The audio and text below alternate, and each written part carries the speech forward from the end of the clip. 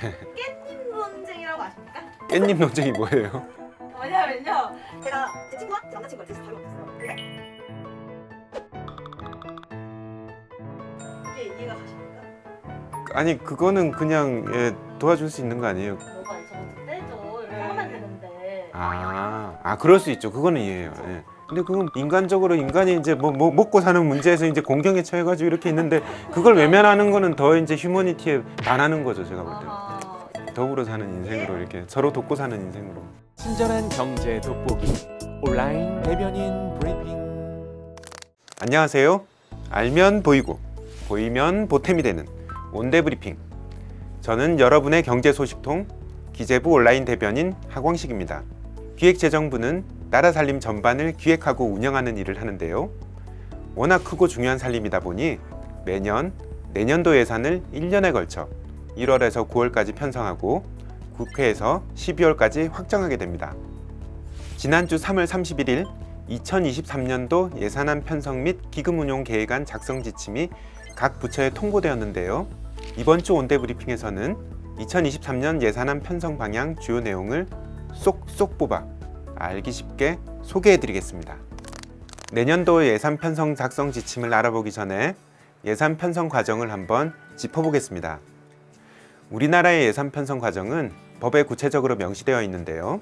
먼저 1월 31일까지 각 부처가 중기 사업 계획서를 제출하면 기획재정부가 예산 편성 지침을 세워 3월 31일까지 국회에 보고한 후 각 부처에 통보하게 됩니다.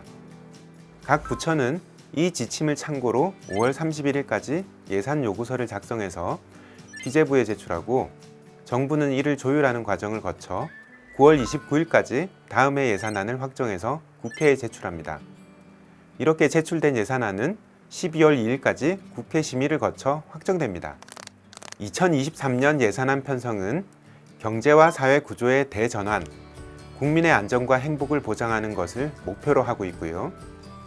2023년 예산안 편성의 기본 방향은 경제 도약과 민생 안정, 미래 투자 등을 위해 필요한 재정의 역할을 수행하고 전면적인 재정 지출 재구조화 등 재정 운용 혁신을 통해 지속 가능한 재정을 확립하는 것입니다.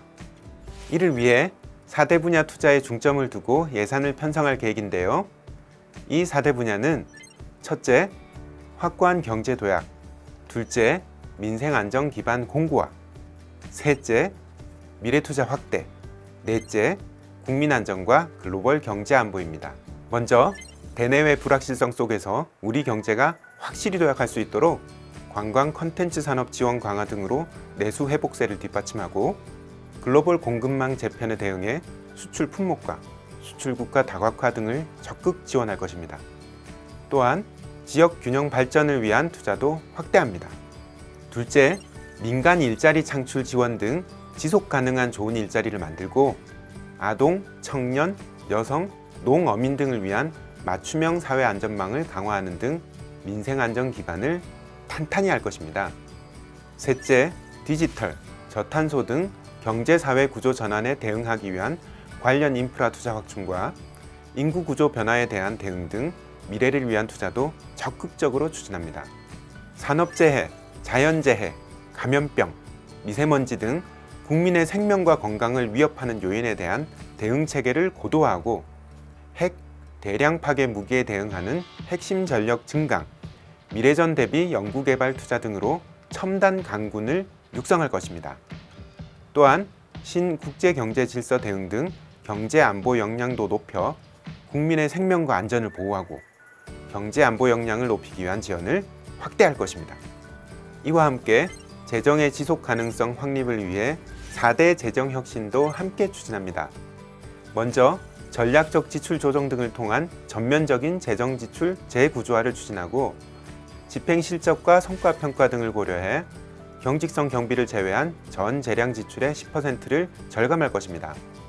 또한 신규 재원을 최대한 확보하고 재정 준칙 도입 등 중기 재정 관리를 강화할 것입니다. 마지막으로 정책 협의 활성화와 현장 소통 확대 등을 통해 열린 재정 구현에도 힘쓸 것입니다.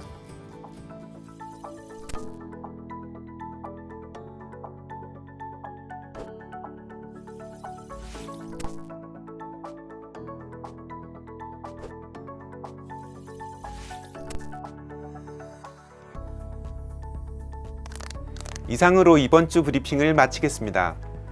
온대 브리핑 업로드일이 금요일에서 화요일로 변경된 것 꼭 체크해 주시고 널리 소문도 좀 내주시고요. 다음 주 화요일에도 잊지 말고 찾아주시기 바랍니다. 행복한 한 주 되세요.